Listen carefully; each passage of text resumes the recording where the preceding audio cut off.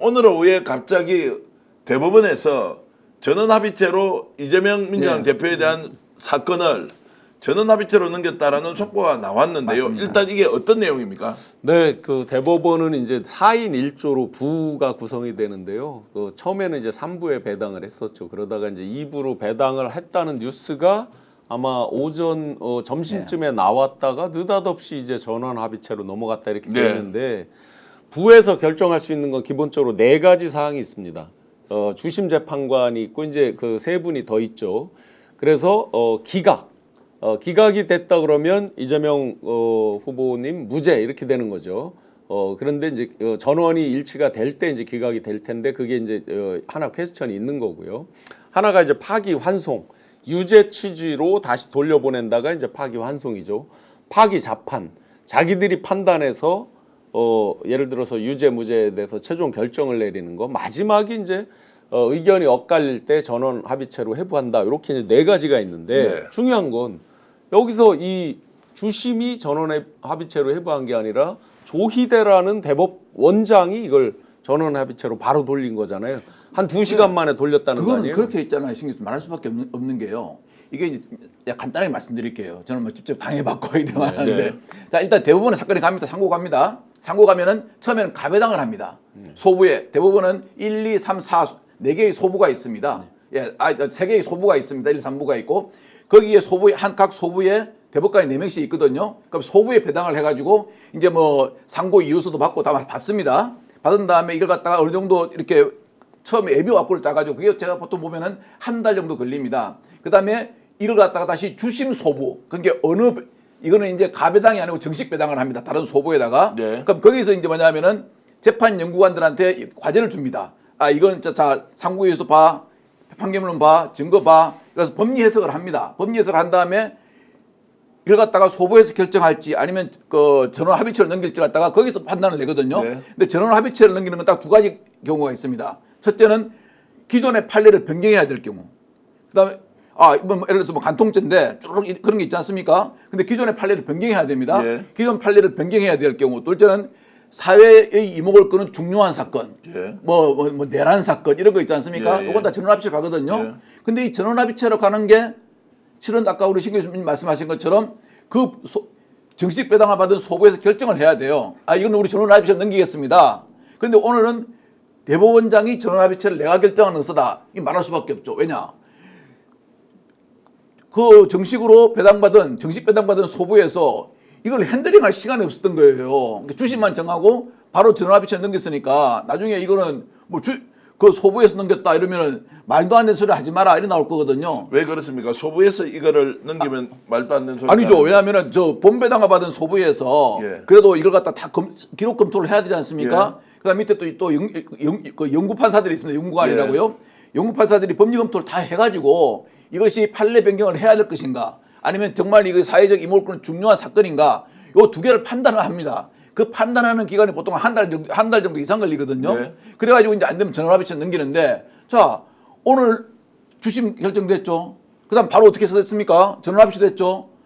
이거 대법원의 그 재판 체계를 조금이라도 아는 사람은 이거 누가 결정했냐 그러면 주심이 결정했습니다. 주심 배당부에서 결정했습니다. 그러면은 말도 안 되는 소리 하지 말아야 그러면은 됩니다. 이제 조희대 대법관이 이런 결정을 대법원장이 결정을 했다. 네. 예, 그래서 라는 이제 전제하에. 그래서 언론에 나왔죠. 그렇죠. 예, 본인이 그리고 이제 이야기했습니다. 본인도 이제 발표를 했고, 그러면 네. 이렇게 소부 배당을 했다가 노태학 중앙선거관리위원장은 본인은 회피를 하지 않습니까? 네. 왜냐면 예. 이게 이제 중앙선거관리위원장이니까요. 이제 회피를 했는데. 이 법원 행정처장하고 대법관 중에서 네. 중앙선거관리위원장 원래 들어가는데 이번 선거가 있지 않습니까? 그러니까 당연히 본인이 회피하는 회피 사유가 되죠. 자, 회피 사유가 되는데, 그러면 왜 이렇게 약간 혼란스럽게 조희대 대법관이 전원 합의체 해부했느냐? 네. 이제 그게 이제 국민들이 지금 굉장히 궁금해하고 있습니다. 지금 이제 2가지 측면이죠. 굉장히 불안해하는 거. 사실 불안해해야 됩니다. 네. 그래서 우리가 정말 매 눈으로 보고 여론몰이를 저희도 지금 많이 해야 되는 상황입니다. 왜냐하면 쥐기현 판사건과 맞물려서 쥐기현 판사의 좌우 배석을 바꿨잖아요. 이런 이제 일반적이지 않은 행태들, 그리고 서울 고법에서 예를 들어서 지하로 들어가게 만들고 1분 정도만 공개하고 또 더 이상 촬영을 하지 못하게 하는 거, 여러 가지 이제 행태들을 볼 때 법원이 굉장히 보수화돼 있다, 극보수화돼 있다, 이런 이제 경각심을 갖고 네. 원칙적으로 그걸 갖고 보되 마냥 불안해하지만 할 필요는 없다. 분명히 우리가 경각심을 갖고 정말 째려보면서 이들이 함부로 못하게 계속 여론에 압박을 해야 되는 건 당연합니다. 그런데 이제 이게 있습니다. 전원합의체 올린 거를 100번을 양보해도 이 사람들이 말할 수 있는 건 하나밖에 없어요. 중요 사건이에요. 네. 사회적으로 굉장히 이모건 중요한 중요 인물에 그러면 대한 처음부터 사건. 소부 배당 없이 바로 그냥 전원합의체로 갈 수 있는 것 아닌가요? 아닙니다. 그거는 이제 소부로 무조건 가야 됩니까? 소부로 무조건 뭐고 본배당을 하는 게 가배당, 본배당 받은 소부에서 전원합의체로 할 건지 소부에서 결정할 건지를 결정합니다. 아니 그러면 그 사람들이 대법관들이 예. 결정을 4명이 해야 되는데 그렇습니다. 왜 대법원장이 개입을 하느냐고요? 아니요, 이 4명이 했다고 할 수 있는 시간이 없는 거죠. 왜냐하면 주심이 정해졌지 않습니까? 주심이 정해져 가지고 이제 그 주심을 중심으로 해가지고 옆에 대법관 3명이 더 있지 않습니까? 그 소부에서 그다음에 재판 연구관들한테 시켜가지고 다 검토를 한 다음에 뭐 전원합의체로 가느냐 안 가느냐 결정해야 되는데 그 시간을 가지고 하면 되는 거 아닌가요? 원칙적으로 예. 이제 여유 있게 그런데 이제 한다 그러면 그게 여유 있게 맞는데 한다면 그게 맞죠. 이 정도의 여론의 주목 그리고 네. 지금 압도적으로 1등을 달리고 있는 대선 후보에 대한 사건 이런 것들을 소부에서 하고 마무리를 하는데 예를 들어서 결과가 정말 이상하게 나왔다. 이런 걸 감당하기가 근데 어려울 겁니다. 신 교수님 제가 이제 보면은 그 1심 판결문하고요 2심 판결문을 실은 하나씩 줄을 쳐가면서 비교를 해봤어요. 네. 비교를 해봤으면은 1심 판결문은 정말 보면 이렇게 뭉뚱그려 있었어요. 뭐 네. 이렇게 해갖고 이렇게 하니까 이게 형사재판장은 2개의 칼을 가지고 있다 그럽니다. 검사가 주는 칼도 있고 변호인이 주는 칼을 가지고 있습니다. 의견서라 그러죠. 요 2개를 보고 내가 나 이게 마음에 들어 하면 이걸로 결정하는 거고 내가 이게 마음에 들어가 아니고 내 법리 판단은 이게 맞아 그럼 이걸 결정하는 거고 내 법리 판단은 검사께 맞아 그럼 유죄고 내 법리 판단은 변호사께 맞아 변호인단께 맞아 그러면은 이건 이제 무죄나 감형이 되는 거죠. 네. 그런데 보면은 이게 두리뭉실하게 판결문이 좀 쓰여 있어요. 그러니까 하나하나의 행위에 대해서 소위 쌀사미로 잘라가지고 이 행위는 뭐 때문에 선거법에 접촉이 된다 안 된다 다 정확히 안 돼 있어요. 근데 요번 항소심 판결문을 보면요.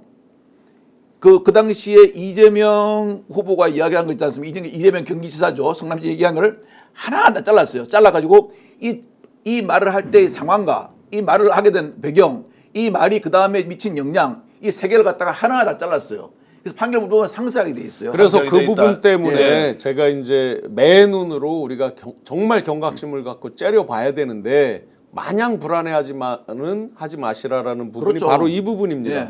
뭐냐면 이제 전원합의체 해부를 아마 이게 진보 성향의 대법원장이라도 그렇게 할 수밖에 없었을 네. 겁니다. 가장 유력한 대권 주자에 대한 부분을 네 분한테 맡겨서 그들한테 다 엎어쓰게 할 수가 없다. 어떤 결론이든지 간에. 그러면 이제 전원합의체로 넘기면 어쨌든 거기에 연구관들하고 해서 다 검토하는 시간이 이제부터 시작이 되는 거예요. 예. 그러면 쉽게 말해서 6월 3일 전에 날 수 있느냐 이론상은 없어요. 이들이 633을 계속 주장하면서 지금 이제 소위 말해서 보수나 극우 유튜브 이런 데도 한번 보세요. 그들도 의견이 쫙 갈려져 있어요. 대체로 깽가리를 치고는 있지만 뉴데일리 같은 소위 이제 굉장히 우측에 있다고 하는 언론들은 거꾸로 굉장히 불안해하고 있는 거예요. 조희대 이번에 헌법재판관들에게 자기들이 배신당했다 생각하고 이번에도 배신하는 건가 이런 식의 이제 글들이 기사들이 나와 있거든요. 이유가 이렇습니다. 대법원은 잘 아시지만 사실심이 아니라 법률심입니다. 예. 사실관계에 적용이 잘못됐느냐 아니냐를 따지는 게 아니라 사실관계를 픽스해 놓고 그 사실관계에 따른 법리 적용이 틀렸느냐 법 적용에 있어서 오바를 했느냐 아니면 이 법을 적용했어야 되는데 잘못 적용했느냐 이런 부분이죠. 그런데 지금 말씀하신 것처럼 항소심을 저도 자세히 읽어봤는데 예. 그 어느 것 하나 사실은 대법원에서 예. 반박할 수 있는 내용이 거의 없을 정도로 굉장히 자세히 써 있어요. 맞아요. 행위 하나하나를 잘라가지고 그에 대해서 법률 해석을 다 해놓았어요. 네. 그러니까 제가 보니까 이거는 거의 판례 형성이 된 그런 어떤 판결문이에요. 그대로 갖다 써도 판례 형성이 돼요. 그래서 일각에서 마치 이제 대법원의 거를 이렇게 이제 해설을 하는 사람들이 있어요. 예를 들어서 5년형인데 뭐 1년형으로 또는 1년형인데 5년형으로. 그러니까 지금 2심 무죄가 됐잖아요. 네. 그러면 거기서 형을 정해서 유죄 이렇게 하듯이 막 해석하는 사람들이 아이고, 있는데 그거는 그렇죠. 대법원이 단지 않는 거지. 형을 할 수 일반적으로 알고 없는 있고. 거죠. 사기 사건은 웬만하면 안 그러면 합니다. 자, 갑자기 있다가 나는 유죄야. 내 느낌에는 유죄 이런 게 아니잖아요. 그렇죠. 정확하게 이 사실을 놓고 법률이 어떻게 적용이 잘못돼서 이 부분은 거꾸로 파기를 해야 된다. 이런 논거가 나와야 되는 거란 그렇죠. 말이죠. 맞습니다. 자, 파기환송을 하려면요. 그 원심 즉 고등법원에서 한 걸 갖다가 법리 해석이나 법률 적용이 잘못됐다는 걸 이야기를 해줘야 찍어줘야 됩니다. 그렇죠. 그리고 이 사건은 있지 않습니까? 예를 들어서 파기자판 사건은 어떤 게 파기자판 사건이냐면요. 자, 어떤 살인범이 살인을 했는데 저 고등법원까지 다 그 사형을 받았어요. 근데 갑자기 한 사람이 잡혔는데 실은요 지금 저 사형받은 판결 있잖아요. 그것도 제가 한 거예요. 그래서 이제 이런 경우 있지 않습니까? 명백한 네. 경우 이런 경우는 파기자판 하는데 이런 경우 파기자판 하잖아요. 저는 대법관들이 그리 안 하리라고 봅니다. 절대 그리 못합니다. 자, 그래서 지금 이제 국민들의 눈높이에서 질문을 좀 드리겠습니다. 이렇게 해서 갑자기 이제 전원합의체로 조희대 대법원장이 이제 직접 이렇게 이제 결정을 해버리니 첫 번째 질문 간단히 좀 대답해 주세요. 자, 대선 전에 최종적으로 상고심 결정할 수 있다 없다 어떻게 보죠? 없습니다. 없습니까? 못합니다. 자, 대선 전에 할 수 있다 없다. 저는 할 가능성이 좀 50% 이상이라고 봅니다. 50% 이상. 자, 이게 이제 좀 갈립니다. 두 번째. 그러면 항소심에 지금 무죄가 되어 있는 이것이 파기환송될 가능성이 있다 없다. 만약에 대선 전에 만약 하게 된다면 예. 파기환송될 가능성이 있다 없다 아니면 확정돼 버린다. 저는 지금 이제 이 재판관들의 성향을 놓고 분석해서 이제 파기환송 내지 예. 어떤 하여튼 유죄 취지의 뭔가를 파기 자판도 이제 결국 네. 유죄 취지가 되겠죠.를 많이 분석하는데 그 정도라면 이들은 내란에 가담을 하는 거예요. 내란에 실질적으로. 가담하는 제가 거죠. 할 수 아까 이제 있다고 하시는데 제가 없다라고 보는 이유는 간단해요. 5월 12일이 후보 등록 마감일이에요. 예. 그러면 그렇죠. 지금 며칠 안 남았습니다. 예. 벌써 지금 22일이니까 사실상 이제 20일 정도도 안 남았죠. 그럼 이들이 사건 기록을 다 보지도 못할 시간이에요. 거기서 투표를 할 때 이제 헌재랑 방식이 비슷합니다. 헌재는 주심이 먼저 이야기를 하고 연조가 짧은 사람부터 이제 올라오죠. 그렇죠. 대법원은 그렇지 않습니다. 대법원장이 지금 해부시켰죠. 대법원장이 먼저 의견 표명을 하지 않아요. 예. 제일 나중에 캐스팅 그러면 보여주죠. 요번에 이제 새로 임명된 예. 마은영 재판관. 아니 마용주. 마용주 대법관. 대법관부터 해서 거꾸로 이제 연조별로 올라오고 마지막에 주심의 의견 피력을 합니다. 자, 기존에 이재명 그 후보 옛날에 그 무죄 받을 때 그들이 상당히 많이 비판하는 그 건에서도 마지막에 이제 6대6이 돼서 7대6으로 이렇게 갔잖아요. 원칙적으로 대법원장은 의견 피력을 하지 않아요. 그래서 예를 들어 동수가 나왔을 때는 원래 원칙적으로는 대법원장은 다수의 편을 드는 게 기본 이들의 관행이었어요. 그러니까 우리가 함부로 예단을 가질 필요가 없는데 첫 번째로 자 5월 12일 이전에 판결을 내린다. 어떻게 됩니까? 지금부터 불과 20일 내에 내렸다. 이거 졸속 판결 난리 나겠죠. 그렇죠. 내란에 가담하는 거예요. 예.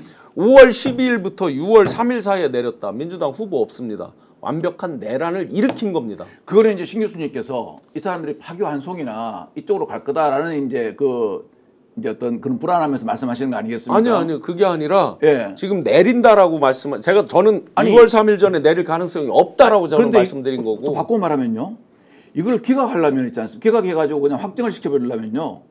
고등법원에서 판결문이 너무 상세히 되어 있기 때문에 법리 해석이 그렇게 어려운 작업도 아니에요. 왜냐하면 아까 말씀하셨지 않습니까? 대법원은 법률심이라고요. 그럼 법률의 적용과 법리 해석 문제만 다루면 되거든요. 법리 적용과 고등법원의 법리 적용과 법리 해석이 맞냐 틀리냐만 따지면 되는 거거든요. 그런데 지금 보면은 고등법원 판결문을 보잖아요. 그럼 법리 해석이나 법리 적용이 너무 상세하게 되어 있어요. 그러면 이걸 갖다 보고 봤을 때 우리가 문제 없다. 우리가 아무리 봐도 문제 없다라는 결론은 나는 내릴 수 있지 않겠나는 생각을 해요. 그러니까 저도 이제 만약에 그 전에 내린다 그러면 기각일 겁니다. 그러니까 기각이죠. 우리가 너무 자꾸 예. 이제 저는 긍정회로를 얘기하는 게 저는 아니라 지금 기각으로 봅니다. 법원의 행태가 이상하기 때문에 그 네. 부분을 굉장히 째려봐야 된다. 그리고 우리가 목소리를 높여야 된다는 건 당연한데 만약에 급하게 내린다 그러면 의외로 그건 기각일 가능성이 훨씬 높다. 자, 이걸 알겠습니다. 갖다가 파기환송 내리려면요. 6월 3일 전에 절대 못 내립니다. 왜냐하면은 제가 보니까 그 고등법원에서 현재 지금 판결문 쓴 거 있지 않습니까? 그 법률을 다 깨야 되거든요. 다 깨가지고 이거 뭐 때문에 틀리다, 뭐 때문에 틀리다, 뭐 때문에 틀렸기 때문에 원심 파기한다. 다시 그리고 환송한다 이렇게 해야 되거든요. 우선 절차에 있어서 예. 한 가지 지금 근데 상대들이 그거 하려면은 6월 3일까지 못 해요. 예, 보수 진영에서 강하게 요구하는 우리가 이제 만약에 그거대로 하면 네. 당하는 함정이 하나 있어요. 이들이 무조건 자기들은 대선과 관계없이 선고를 하겠다라는 말을 해라라고 지금 주장을 하거든요. 네. 그게 함정이 있는 거죠. 예를 들어서 이재명 후보가 당선이 돼도 대법원은 그에 관계없이 판결을 내리겠다라는 말을 먼저 해라. 저는 그런 말을 먼저 할 리가 없다라고 그렇죠. 보지만 안 합니다. 하도 이제 행태가 이상했으니 모든 게 다 의심이 되는 거죠. 근데 그들이 그 말을 계속 푸시를 하는 거예요. 왜냐? 그들이 빌드업을 하는 거예요. 나중에 불복을 하기 위해서 계속 당선이 돼도 이거 내려라 하면서 푸시를 하겠죠. 그러기 위한 빌드업을 하는 거. 이런 부분은 우리가 여론전에서 반드시 이겨야 됩니다. 자, 그래서 이제 이 부분은 예. 무엇이다 아니다라고 우리가 판단하기 전에 일단 오늘은 전원합의체 회부를 냈기 때문에 이것이 어떤 상황 때문에 했느냐를 우리가 질문을 좀 해봐야 되는데요. 자, 첫 번째, 왜 이렇게 서두르느냐? 그래서 대법원이 서두를 이유가 없다. 그냥 평소의 절차대로 가면 되는 거 아닙니까? 633이라 하더라도 예. 이게 이제 항소심에서 무죄가 나왔기 때문에 이렇게 서둘러서 하는 이유가 뭐냐라고 이제 봤을 때 의심의 여지가 충분히 있다는 겁니다. 네, 그 행태 자체는 내란 우두머리 때 우리가 적용되는 거 보면 최초 적용이 많잖아요. 예, 숫자로 해서 최초로 적용한다든지 뭐 이것도 안 채우고 뭐 하는 거, 지하로 들여보내는 거, 얼굴 공개도 처음에 안 하는 거 뭐 등등등 많이 봤잖아요. 그 행태에 비추어서 모든 것이 의심스러운 건 사실이에요. 네. 그런데 이제 요번에 이렇게 급하게 하는 거 당연히 의심스러운 눈초리로 봐야죠. 633이요?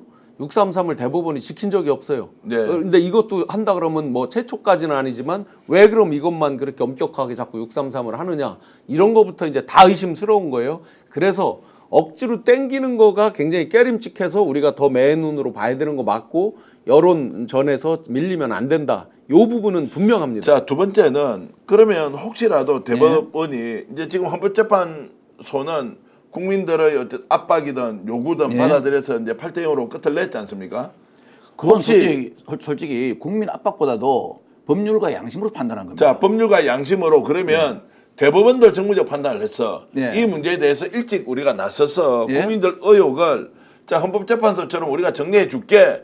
라고 하면서 그렇죠. 이 정치적 상황에 아니, 그게 법률가죠. 개입을 한 것 아니냐. 저는 이제 법은 법대로 가야 되는 거고 그렇죠. 예. 대통령 선거는 선거대로 따로 가야 되는데 갑자기 끼어들어서 조희대 대법원장이나 자 이런 사람들이 자 우리도 존재감이 있으니까 뭔가 좀 드러내보자 라는 이런 공명심을 발로 저는 존재감이라기보다는요 어떤 그 지금 유력 대선 후보에 대해서 지금 뭐 그 상고심이 계류돼 있고 또 나머지 재판들은 다 1심했기 때문에 이건 또 헌법 84조에 뭐 그 불소추 특혜를 받을 수도 있습니다. 받을 수도 있는데 지금 대법원에 계류가 돼 있거든요.